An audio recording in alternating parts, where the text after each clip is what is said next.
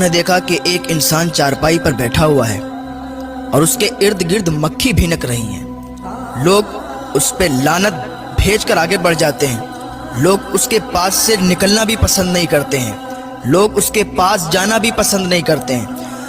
عالم صاحب کہتے ہیں میں دیکھنے لگا، میں نے کہا شاید میں کچھ اس کی مدد کر سکوں، اس بہانے میں اس کے قریب گیا۔ جب قریب گیا تو اس نے کہا عالم صاحب بیٹھیے میرے پاس، تو میں بیٹھ گیا۔ میں نے دیکھا اس کا پاؤں کٹا ہوا تھا اور اس پر کپڑا پڑا ہوا تھا۔ میں نے اس سے پوچھا کہ آپ کا یہ حال کیسے ہوا؟ اس نے کہا عالم صاحب ایک بہت عجیب و غریب کہانی ہے، اگر آپ میری اس کہانی کو، اس واقعے کو سنیں گے تو آپ بھی روئیں گے۔ عالم دین کہنے لگے بتاؤ کیا بات ہے جس وجہ سے آپ کا یہ حال ہے، آپ پوری بات بتاؤ مجھے، شاید میں آپ کی کچھ مدد کر سکوں۔ تو وہ انسان کہنے لگا کہ میں بہت بڑا گناہگار ہوں، میں اتنا بڑا گناہگار ہوں کہ میں نے اپنے ہی ماں کے جوتے مارے ہیں، جوتے، استغفر اللہ۔ کہنے لگا میں اپنی ماں کا گستاخ ہوں، میں نے اپنی ماں کو جوتے مارے ہیں۔ ایک دن میں گھر میں تھا تو میرے دوستوں نے سنیما ٹکٹ لیا تھا، فلم دیکھنے کے لیے لوگ ٹکٹ لیتے ہیں نا، کہا فلم دیکھنے کے لیے میرے لیے ٹکٹ لیا تھا۔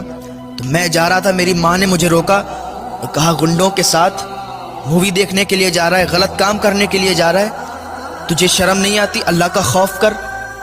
تو کہنے لگا میں بھڑک گیا ماں پر اور مجھے غصہ آیا، میں نے اپنا جوتا نکالا اور اپنی ماں کے مار دیے، میں نے اپنی ماں کے جوتے مارنا شروع کر دیے۔ اللہ اکبر۔ جب ماں کے جوتے مارے نا تو ماں رونے لگی اور اس نے اللہ کی بارگاہ میں ہاتھ اٹھا دیے اور اللہ کی بارگاہ میں فریاد کرنے لگی، اے میرے رب، کیا تو نے مجھے اسی دن کے لیے زندہ رکھا تھا؟ اے میرے رب، کیا تو نے مجھے اسی دن کے لیے، یہ دن دیکھنے کے لیے مجھے بیٹا دیا تھا کہ آج میں بیٹے کے ہاتھوں سے جوتے کھاؤں؟ یا اللہ، میری زندگی بہت ہو چکی ہے، میں نے اپنے بیٹے سے جوتے کھائے ہیں، مجھے اب برداشت نہیں ہوتا کہ میں اس دنیا میں رہوں۔ یا اللہ مجھے موت دے دے، مجھے موت دے دے، اور یا اللہ کسی کو ایسا بیٹا نہ دے کہ اس کا بیٹا اس کی ماں کو جوتے مارے۔ وہ آدمی کہہ رہا ہے اور روتا جا رہا ہے کہ میری ماں میرے لیے بد دعا کر رہی تھی کہ یا اللہ جس نے مجھے جوتے مارے، اللہ تو اسے برباد کر دے، اسے ہلاک کر دے۔ اور یاد رکھیں جب ماں بد دعا کرتی ہے نا وہ بد دعا فوراً قبول ہو جاتی ہے۔ ماں ایسی ہوتی ہے، اپنے بیٹے کے حق میں اگر دعا کر دینا تو وہ دعا بھی فوراً قبول ہو جاتی ہے، اور اگر بد دعا کر دے وہ بد دعا بھی قبول ہو جاتی ہے۔ وہ ماں رو رہی ہے کہ میری زندگی بہت میں نے جی لی، مرنا چاہتی ہوں، میں جینا نہیں چاہتی ہوں، میرے بیٹے نے مجھے جوتے مارے، کیا اس دن کے لیے میں نے اس کو بڑا کیا تھا؟ اتنا کہہ کر ماں چلی گئی۔ میری ماں 7-8 دن بھوکی رہی، اس نے کھانا نہیں کھایا۔ 7-8 دن جب بھوکی رہی نا تو ایک دن اس کا انتقال ہو گیا اور وہ مر گئی۔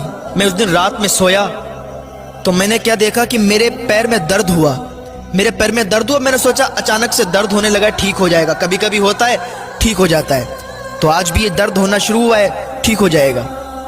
لیکن جب صبح ہوئی تو صبح کو دیکھا کہ میرا پیر سوج گیا تھا، میرا پیر بہت زیادہ سوج گیا تھا، وہ دیکھنے کے قابل نہیں تھا۔ میں ڈاکٹر کے پاس گیا، ڈاکٹر نے کہا اس کا آپریشن ہوگا، پیر کاٹا جائے گا۔ میں نے اتنا سنا تو ڈاکٹر سے کہا ٹھیک ہے آپ میرے پیر کا آپریشن کریں۔